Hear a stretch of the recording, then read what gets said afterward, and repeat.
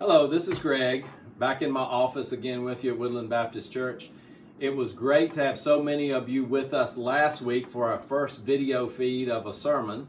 I especially wanted to thank the children from the preschool here who haven't been here in a couple of weeks. There were at least 2 or 3 of you that got word back to me that you got to see me on Sunday doing the message, and I was really touched by that. And so I want to tell you that this coming Sunday, when we do our next video feed, I'm going to have something a little special for you to share at the beginning of the service. So I hope you'll plan on joining us again. I wanted to share something with you, particularly for a time such as this, that comes from Romans chapter 8, verse 28. It says, "And we know in all things God works for the good of those who love him, who have been called according to his purpose."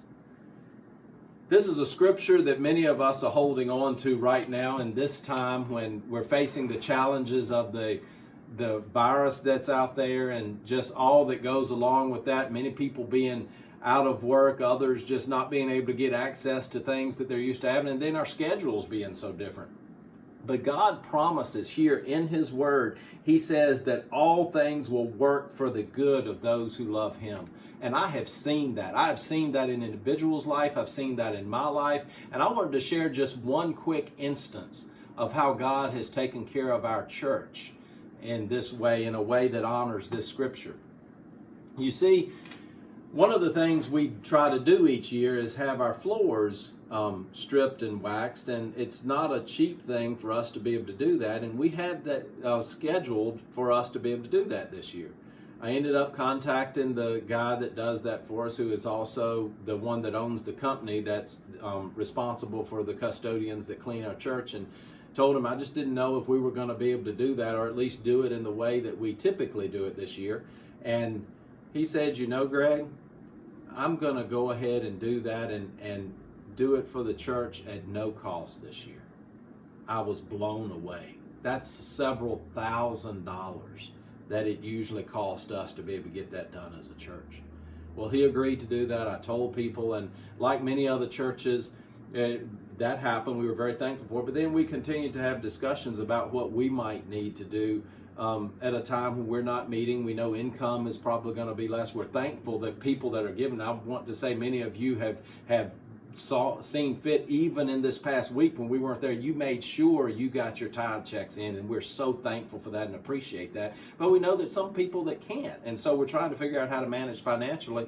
And so I had to call this guy who had just been so gracious in giving us that and say, "Look, we really appreciate all you've done for us, and we appreciate what you do in helping us take care of our church, but with nobody coming in the church for the next few weeks, we just don't know that it makes sense to pay for a cleaning service when no one's going to be here." And I felt bad about saying that. And he said, "You know, Greg, this is what I planned on doing. I was going to have my guy come in, and we were going to dust some of the stuff, and we're going to clean the toilets and just make sure that things don't get built up where it's going to be so difficult to clean later. You know what? I'm going to do that free for you for the next month." I was blown away. And I said, "Look, Jim, you have to put food on your table too. How can you possibly do this?" And he said, "You know, I've been really blessed in the past couple of years, and I'm in a place where I can help people, and we all need to be doing that right now, and I want to do this for you and for the church." And so he did. It just goes to show what the truth of the scripture, that God's going to provide and God's going to take care of us. And I'm thankful for that. And it's just a reminder that we as the church need to be following this example that God's given us through the guy who owns the cleaning company that cleans our church. We're going to be talking a little bit more about that this coming Sunday, just what it means to trust God at a time like this. And so I look forward to seeing you then, and just thank you for the ways that you're connecting to our church. And there'll be more opportunities that I'll be sharing during these weekly videos. But y'all take care. God bless.